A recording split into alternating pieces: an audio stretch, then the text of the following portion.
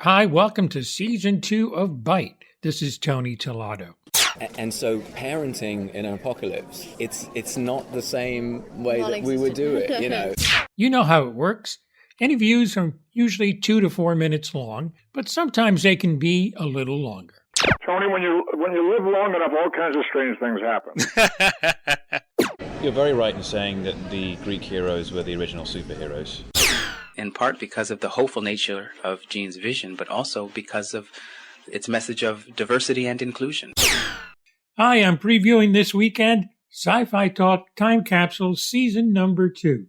And today we have a bite from the recent episode that's coming up on Sunday, today, with Katie McGrath, talking about her days as Morgana on Merlin.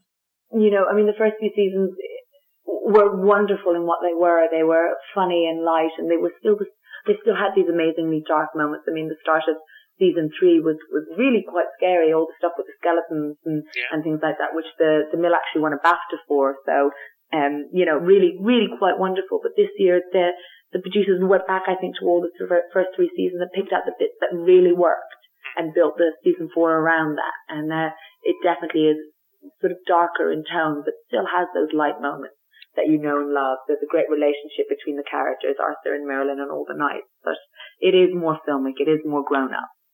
It seems like if there's a mantra for the season, from what I've been able to ascertain by watching promos and things, is magic, more magic.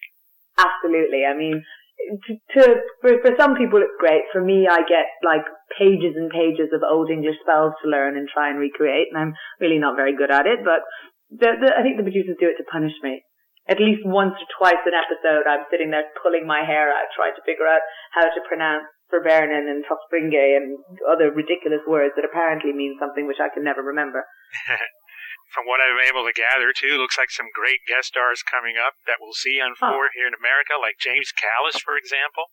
Oh, he is the nicest, loveliest man, and he apparently has such a good time. He really, really got into it. I mean, from an actor's point of view, it's kind of regressing to being a child. It's playing cowboys and Indians and knights and princesses. You get to do stunts and ride horses and have swords, and you know, it really is regressing to your childlike state being on Merlin. And I don't think anybody has ever come off an episode of it as a guest star and not had a brilliant time.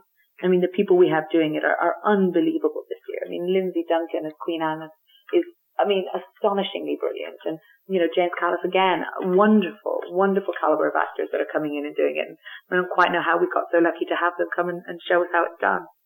And it's also nice to have Amelia Fox coming back as Morgase, too. She's great. I love Millie. I've worked with her a few times now, and I would spend the rest of my career working with Millie and be perfectly happy. So you got to check out Sci-Fi Talk Time Capsule Season Number 2. The episode that's airing this week has interviews from 2011 to 2020. So check it out. You can subscribe at Apple Podcasts, Spotify, or wherever you get your podcast. And of course, at Spreaker.com. For Bite, this is Tony Tillotto.